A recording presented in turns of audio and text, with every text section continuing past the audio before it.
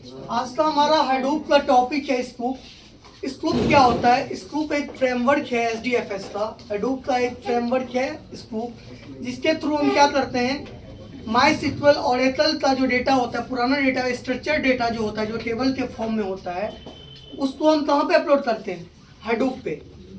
Just like समझो पहले आपके पास डेटाबेस क्या था?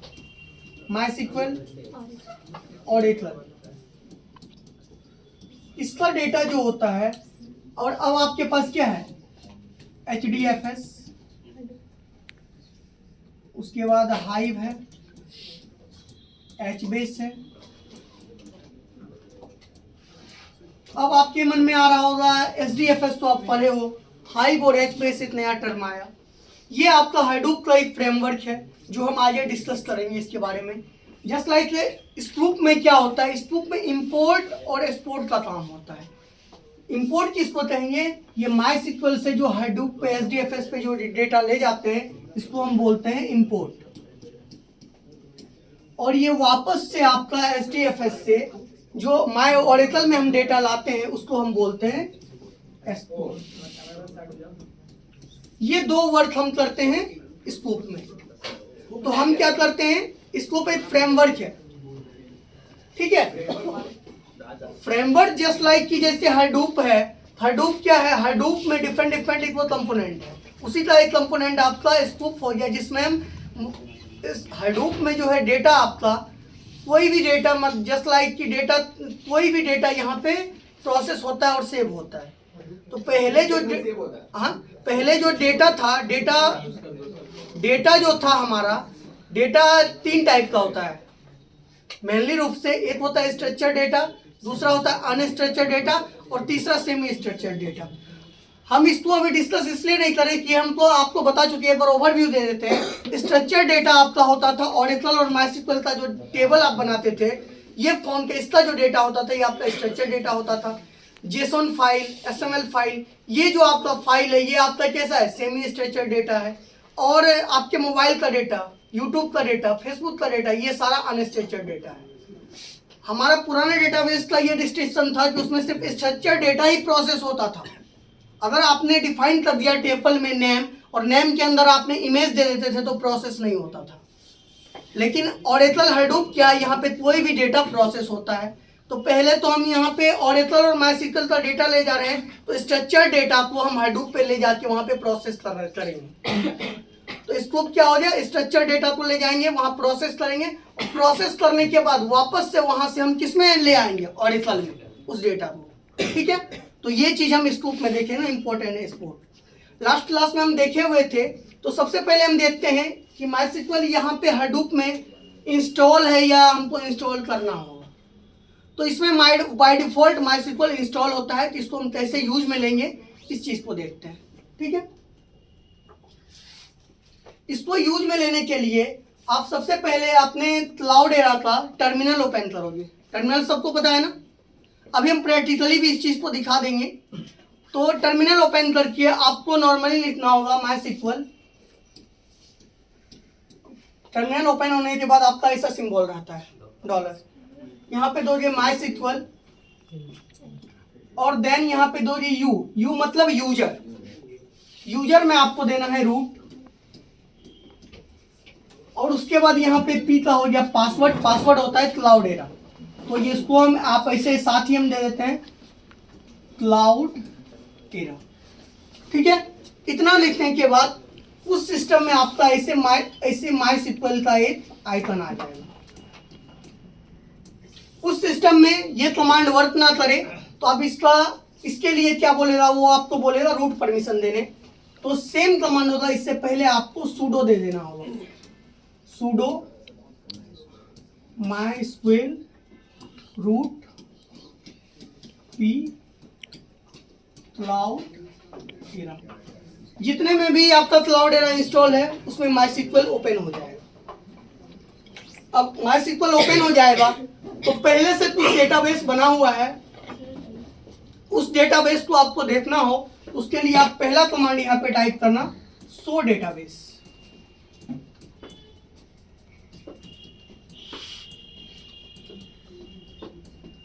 यहाँ पे सेमीकोलन लास्ट में देना मस्ट होता है। अगर आप सेमीकोलन नहीं दोगे तो ये टर्मिनेट ही नहीं होता है। ये पाइथन नहीं है कि खुद ब खुद समझ जाता है। और इतना आपने पढ़ा ही होगा, टेबल आपने बनाया है यहाँ पे, तो यहाँ पे दोगे तो ये डेटाबेस आपका जो भी डेटाबेस बना हुआ है वो आपको शो हो जाएगा।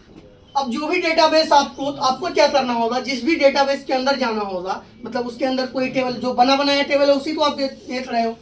तो यहाँ पे ये MySQL वाला तो ऐसे ही रहेगा, दोबारा ये आ जाएगा आपके पास। तो आप यहाँ पे जो भी डेटाबेस आप सिलेक्ट करना चाहो तो यहाँ पे आपको डिफरेंट डेटाबेस होगा।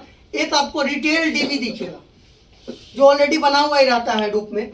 आप उसको यहाँ पे लिखोगे यूज रिटेल DB, तो ये आपका डेटाबेस सिलेक्ट हो जाएगा। ठीक है, इसके बाद आप क्या करोगे, इसके बाद वापस से यहाँ पे आप करना, ये MySQL तो आपका रहेगा ही, जो बना टेबल है उसी को यहाँ पे आप कमांड देना शो टेबल।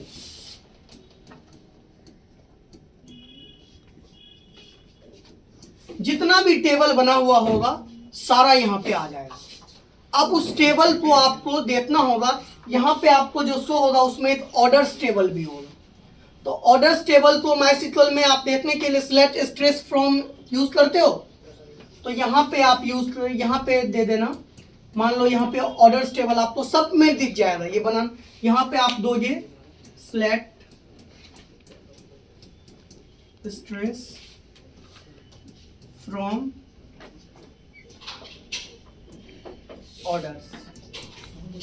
इतना देने के बाद आपको इसे बहुत बड़ा डेटाबेस यहाँ पे दिखेगा, मतलब इसमें थाउजेंड्स ऑफ डेटा होगा। तो इतना बड़ा डेटा होगा कि आप उसको फेस करने में आपको दिक्कत आएगा कि क्या सब है। तो यहाँ पे इसी में आप चाहो तो इसमें आप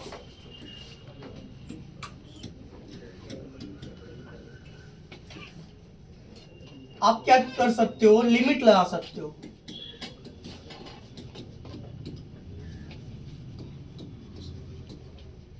ऑर्डर्स लिमिट 10, मतलब 10 ही रिकॉर्ड आपको दिखेगा जिसमें आपको सारा कॉलम डिफाइन होगा कि कौन कौन सा कॉलम ऑर्डर में है। ये बना बनाया टेबल है, आप चाहो तो नया टेबल भी बना सकते हो क्रिएट के थ्रू। ठीक है, इसको हम प्रैक्टिकली देखते हैं। अब आते हैं हम स्कूप का भी कुछ कमांड देख ही लेते हैं, चाहे ये तो हम दिखाई चुके थे आपको। अब स्कूप का क्या होगा, जैसे मान लो ये डेटाबेस ऑर्डर्स ही है हमारा यहाँ पे, इसको अब हमने तो आप स्कूप पे आते हैं तो स्कूप में क्या होता है, इंपोर्ट और एक्सपोर्ट। पहले हम इंपोर्ट देखेंगे देन एक्सपोर्ट देखेंगे। तो यहाँ से डेटा हम कहाँ पे अपलोड करेंगे, हडूप पे। तो ऑर्डर्स टेबल तो यहाँ ऑलरेडी है, इसी को हम अपलोड करते हैं कहाँ पे, हडूप पे। तो उसका कमांड क्या होगा, वापस से आप ये तो MySQL में होगा ही, एक दूसरा टर्मिनल आप ओपन कर लेना। 2-3 टर्मिनल ओपन कर सकते हैं ना हडूप में, हाँ। तो दूसरा टर्मिनल लोगे तो वापस से आपको एक ये इसको ओपन ही रहने देना, कोई फर्क नहीं पड़ेगा।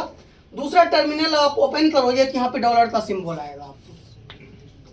अब यहाँ पे क्या करना है, आपको डेटा अपलोड करना है HDFS पे। तो स्कूप के थ्रू हम यूज करते हैं। तो सबसे पहले आप कमांड में लिखोगे स्कूप,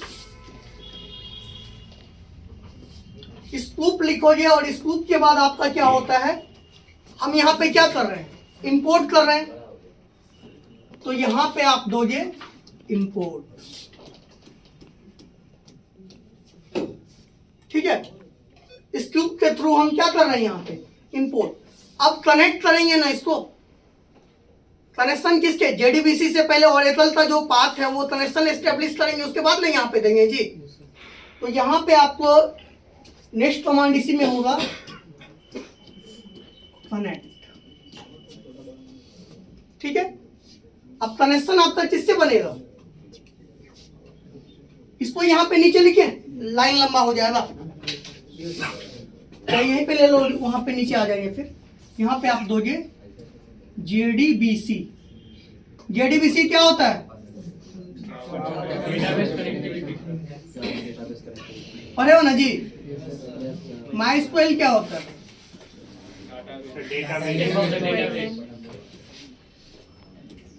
अब यहाँ का बचा हुआ यहाँ पे लिखते हैं,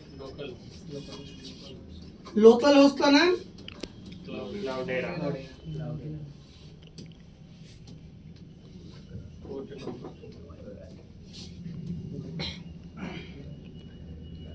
क्लाउडेरा क्विक स्टार्ट है ना जी इसका local host.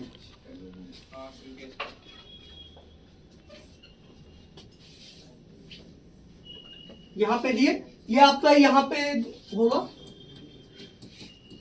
Quick start dot क्लाउडेरा।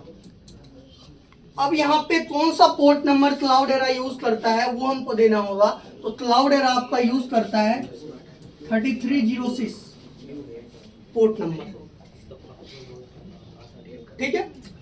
ठीक, और उसके बाद यहाँ पे आपका जो डेटाबेस है, आपका डेटाबेस क्या है, रिटेल डीबी है ना जी। हाँ, नहीं तो एक नया डेटाबेस हमने बनाया था, सीमेज नाम था, यहीं पे बनाया था ना। तो सीमेज को ही अगर आपको ले जाना हो तो यहाँ पे दे दो सीमेज। क्लियर हो? अब इसके बाद आपका था वापस से आपको यहाँ पे, ये एक ही लाइन का कोड है, ये 2 लाइन में हम लिख रहे हैं वो अलग बात है। यहाँ पे उसके बाद आपका है यूजर नेम। यूजर नेम क्या था, रूट था। उसके बाद आपका क्या था, पासवर्ड। पासवर्ड क्या था,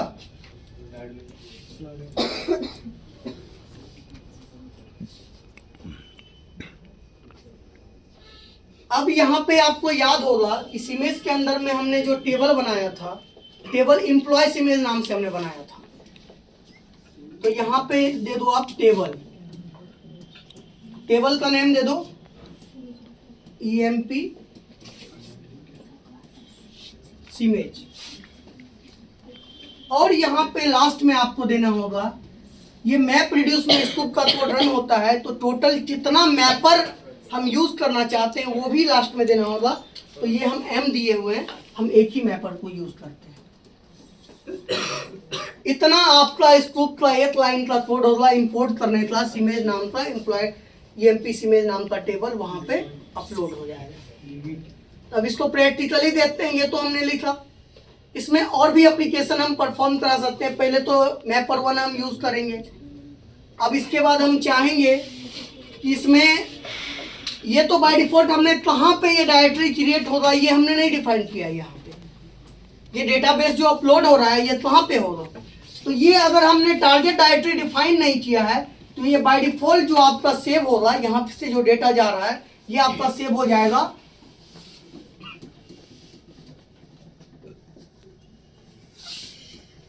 ये क्लाउडेरा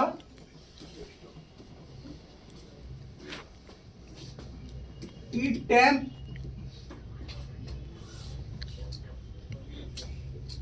ये आपका सेव हो जाएगा। होम क्लाउडेरा होता है जी, होम क्लाउडेरा में ये बाय डिफॉल्ट सेव हो जाएगा जाके। हम चाहेंगे वहां पे आपको पार्ट फाइल दिखाएंगे भी, ये डेटाबेस वहां पे इसका जो भी टेबल का डेटा था वहां पे दिखेगा। लेकिन टारगेट एक कमांड होता है आपका, इसी का नेक्स्ट कमांड होगा आपका टारगेट डायरेक्टरी।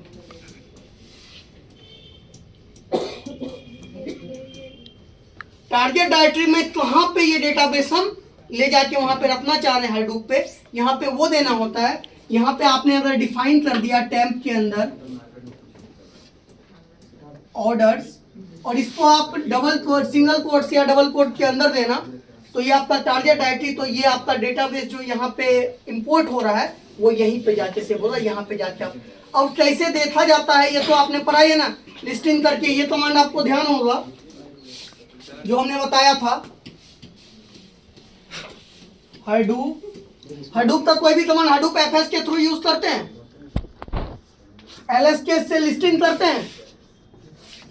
अगर आपने टारगेट डायरेक्टरी नहीं मेंशन किया है तो यहां पे आप सीधा दोगे होम क्लाउडेरा,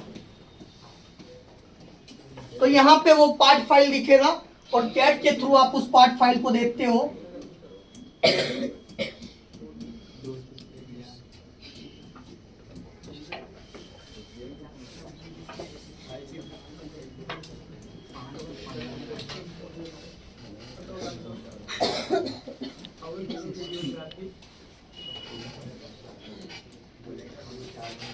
समथिंग ऐसा ही होता है ना पार्ट फाइल जी, जो आपका यहाँ पे डेटाबेस। अब डेटाबेस में आपने याद होगा तो एक हमने जैसा हमने इमेज में बनाया था, एक एम्प्लॉय आईडी था, दूसरा एम्प्लॉय नेम था। तो आपको वहां पे दो ही डेटा हमने अपलोड किया था।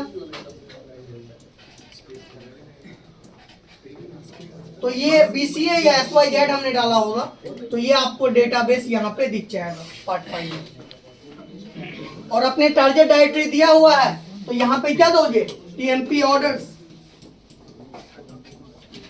तो यहाँ पे वो पार्ट फाइल बनेगा। क्लियर हुआ? इसको प्रैक्टिकली देखते हैं। कमांड आपको ध्यान है, नोट नहीं की हो जी, कर लिया ना? तो अभी हम प्रैक्टिकली दिखाते हैं, सेम चीज वही चीज हम करके दिखाते हैं। पहले एक कमांड क्लियर हो जाए, उसके बाद इसमें स्कोप में और भी है, देखते हैं। ठीक है,